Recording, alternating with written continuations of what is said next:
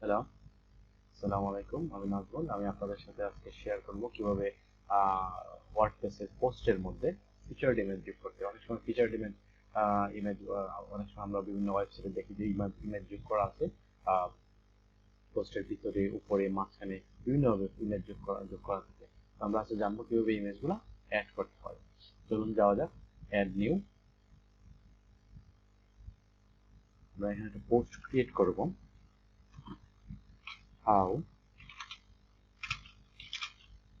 how to set featured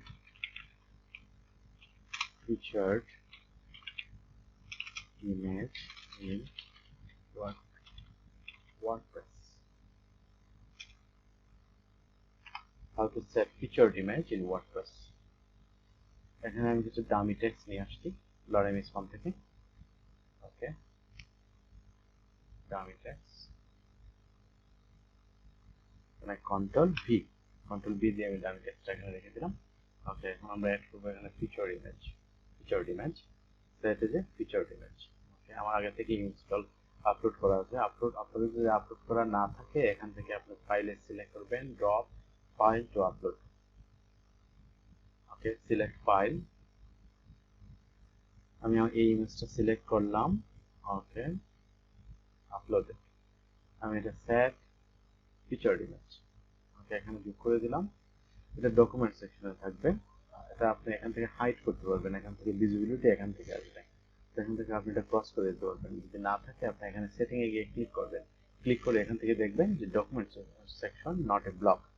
document সেকশনে যাওয়ার পর এখান থেকে আপনি দেখবেন ফিচার্ড ইমেজ একটা সেকশন আছে, এটা হাইড করা থাকতে পারে। এখান থেকে আপনি ওপেন করে এখান থেকে আপনি করবেন ফিচার্ড ইমেজ, রিপ্লেস ইমেজ। এটা ইচ্ছা করলে আপনি চেঞ্জ করতে পারবেন।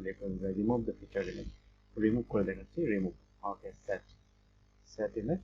ওটা এখান থেকে এটাও সিলেক্ট করতে পারেন, এটা সিলেক্ট করতে পারেন। আপনি যে কোনো ইমেজ আপনি সেট আপ করতে পারেন। এখানে ইমেজ লাইব্রেরি, ইমেজ, এখান থেকে আপলোড টু দিস পোস্ট, এখান থেকে সব কিছু করা যাবে। আপলোড ফাইল, ওকে, মিডিয়া লাইব্রেরি। আমি এখান থেকে ইমেজটা আবার দিচ্ছি, set age image. Okay, publish. Okay, view the post. Okay, featured image set হয়ে গেল। ফিচার্ড ইমেজ সেট হয়ে গেল। আমরা জানলাম কিভাবে ওয়ার্ডপ্রেসে ফিচার্ড ইমেজ অ্যাড করতে হয়। ধন্যবাদ সবাইকে। আগামী পর্বে আমরা অন্যান্য বিষয় নিয়ে আলোচনা করব।